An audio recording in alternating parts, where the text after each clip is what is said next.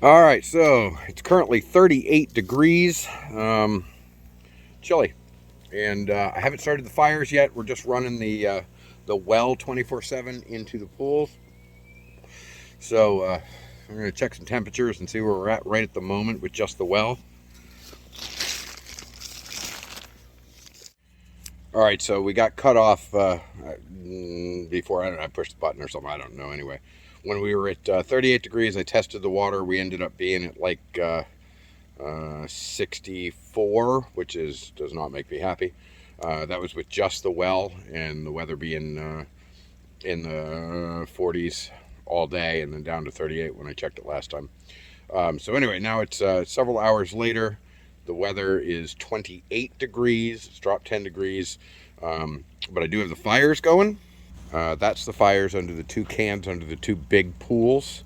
They've been running for, 2.5, maybe 3 hours. Water temperatures currently are at just about 70 on both of the pools. So the heaters are working beautifully, considering it's 28 freaking degrees out here, and we're managing to keep the water temps at right around 70 degrees just simply by burning fires under the fire cans. As you can see, it's just fire underneath a 50-gallon drum. That 50-gallon drum runs over to the pool. Little pump brings water in and just overflows. It's really simple. In each of these cans is a bunch of lava rock and sand. Basically, it works as kind of a sand battery. So the sand gets warm and it holds temperature. So hopefully, by the time I go to bed tonight, right now it's about midnight, and I probably won't really decide to go to sleep until somewhere around 2. But hopefully, the sand in the barrels will be somewhere at around 75 degrees when I do finally go to sleep, and it should maintain that temperature for a good couple of hours. So even if the fires go out by 3 or 4, we should have 70-degree sand. The water can leach the temperature off of for a couple of hours after that, and then the pools are covered, and I'll turn the well back on before I go to bed too, so it'll get running that 70-degree water from the well, as well as hopefully being at 75 before before I quit. So by the time I get up in the morning, hopefully temperatures won't have dropped too much, and we'll still be somewhere in the 65 to 66, 68 range, I hope. And then, of course, we'll start the whole process again and light the fires again and get the heat back up again. And I guess I'm probably going to be burning fires all day tomorrow, rather than just at night, because it's going to be cold all day tomorrow, too. It's supposed to get down to 21 tonight, which is freaking cold for Florida. Anyway, yeah, good fires burning there. Hold on, I'll take you over and I'll show you the fire under the other one, too, because there's 3 pools. Okay, so that's the smaller community pool. It's about 500 gallons, and we've got our fire burning nicely under that can as well, and it just overflows there and boink into the pool. So good temperature touching the can. The can is nice and warm. It's probably, I don't know, I bet it's 75 degrees, which is a lot warmer than the ambient temperature here. Let's go see if we can, stepping on stuff, see if we can see what the thermometer says. Turn the light on for a minute. And our thermometer says, what's our thermometer say?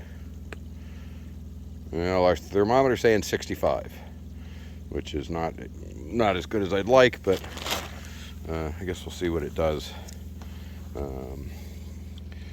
as the night wears on. I'm feeling pretty good about it. I mean, considering that it's 28 degrees out here, having water that's sitting at 65, 70 is pretty good. I do have this problem with the, hold on a second. Okay, had to tent up the cover on the community pool because the hole in it was letting water leach up on top of it, and the water that was leaching up on top of it, it's just sitting there getting cold because it's not insulated. So by tenting this up, that should keep the water from, well, it definitely keeps the water from flowing on top of it, and that should keep it slightly more insulated. Here, I'll show you what I mean. So yeah, just tented it up instead of letting it sit in the water where the water was coming through the hole where the pipe goes through. So that problem is solved. All right, well, that's it for the time being. Got good fires going. Probably throw another piece of wood under there so I can go back inside for about an hour before I have to come back out and feed it again. And we'll check the temperature again when I get back out again. Okay, so 2:30, 25 degrees. Water temperatures are at 68, which is not ideal, but it's a lot better than freaking 25. So fire's still burning. I've had to feed him 3 times, which is, could certainly be worse. I have had to cut 4 logs, and I'm probably gonna have to cut 2 more. Doubt I'm going to bed until I figure I'll probably be up until about 4, making sure that they stay warm, and then I'll turn the well pump on again, and hopefully get a few hours of sleep, and everybody should maintain temperature. So it's pretty nice, actually. My hands are absolutely freezing, but the cans are warm, like comparatively nice and warm.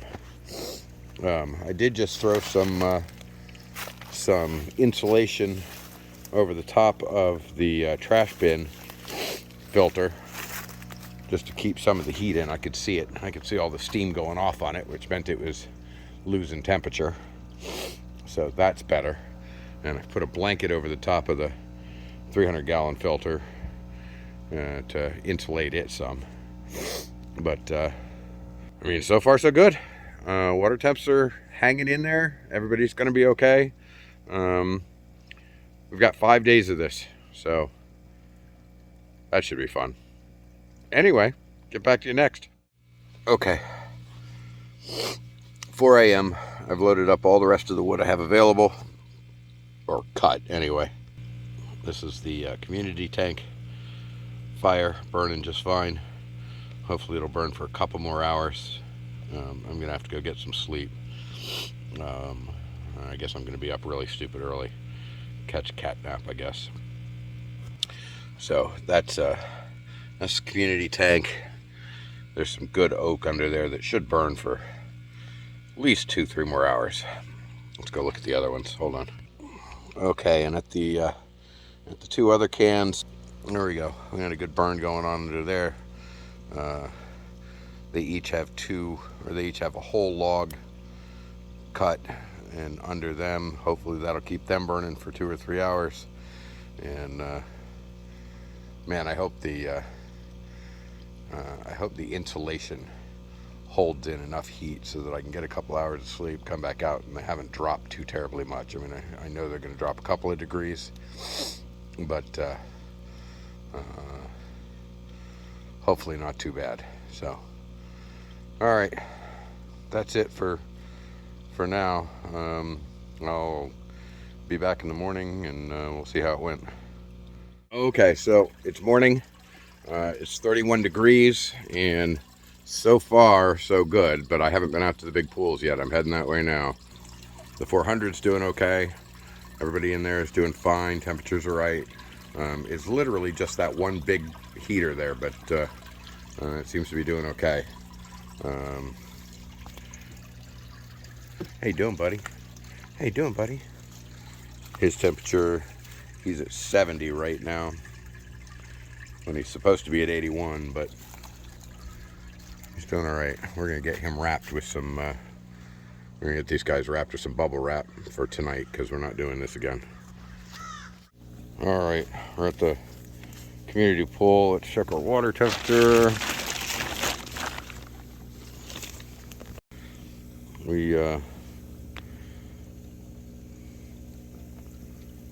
Oh, we're right at about 62. So we're a little cold, but we're definitely not freezing. That's good news. That's good news.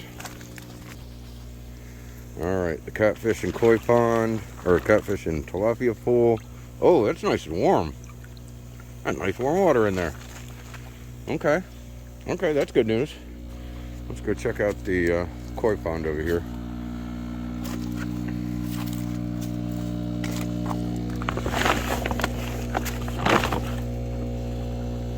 Oh, nice and warm. Okay. Okay. So, I wouldn't say it's like bath water, but it's not bad. Our compost pile here did not heat up properly, so I don't know, we're gonna have to work on it. Anyway, water temperatures seem to be okay. I'm not pulling the covers off yet because I want to keep as much heat in as is humanly possible, but I will do that a little later and take a closer look. In the meantime, I'm going to go start some more fires.